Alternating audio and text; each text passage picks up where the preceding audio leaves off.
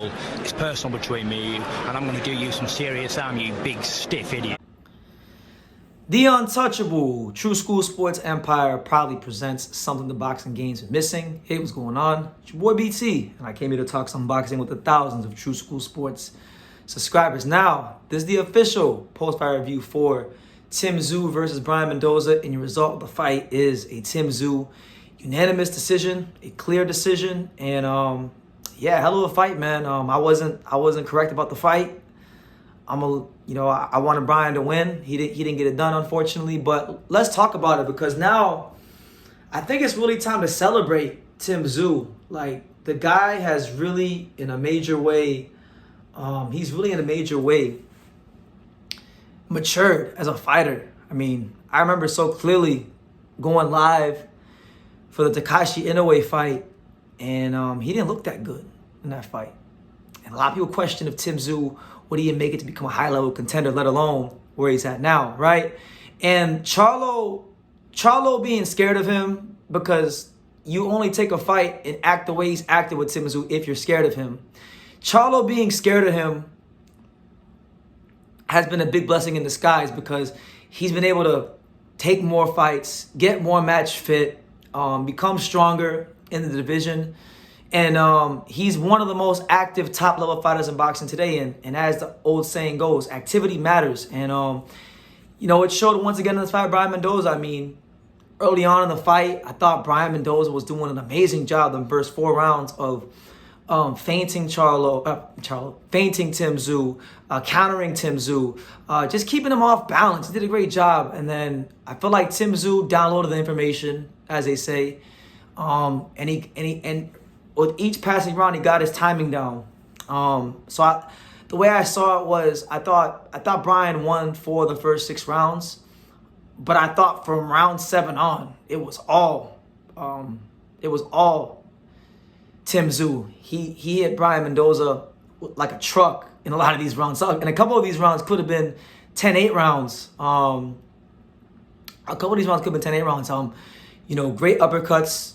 That uppercut, once Brian had the ring cut off on him, and he got in the pocket with Tszyu, and Tszyu began to find a home for the uppercut over and over and over again, Brian was hurt, and it was getting his attention quickly and swiftly, right?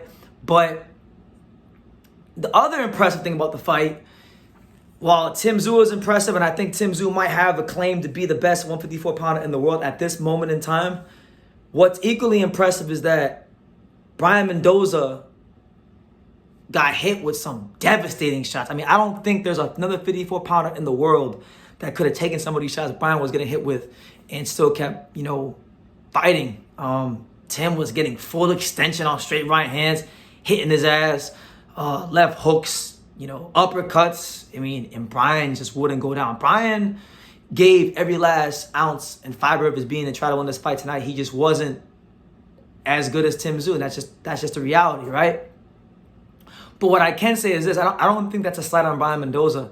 Tszyu might just be on a whole nother level from everybody on 154 at this point.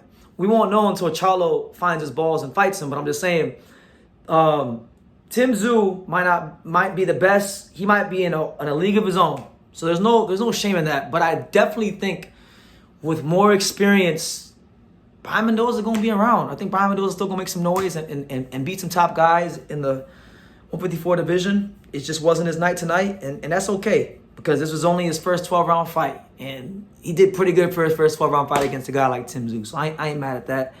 But yeah, Tszyu, I remember when he fought Takashi Inoue, the guy was in a high guard defense, and he was a lot easier to hit. When he fought Tszyu Goucher, he was in a high guard defense. He was a lot easier to hit. But then in this fight, in the last couple of fights, you've been seeing him really tighten his shit up. I mean, there'd be times where the opening to the body's there for that split second, and Brian will literally, Tim will literally just tighten that up real quick. So he's not wasting a lot of movement. He's being very economical with his defensive movements and his defensive posture in the ring, and it's putting a lot of mental pressure on the opponents, because you can be like a Brian Mendoza.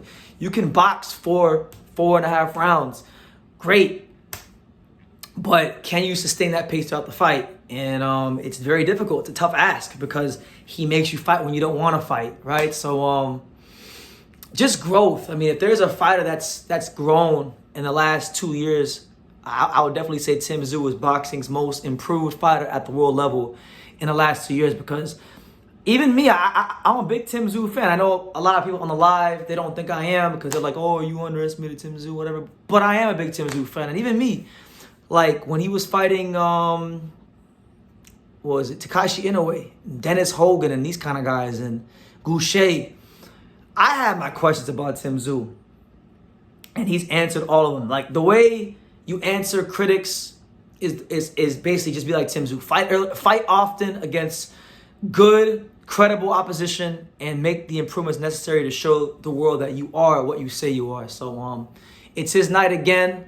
And I want to see him fight Charlo next. I think Charlo needs to stop ducking the smoke and you know, if he really wants to solidify himself and his legacy in the 54 division, he's got to fight Tszyu, because the reality is this. It's kind of like how do I use an analogy?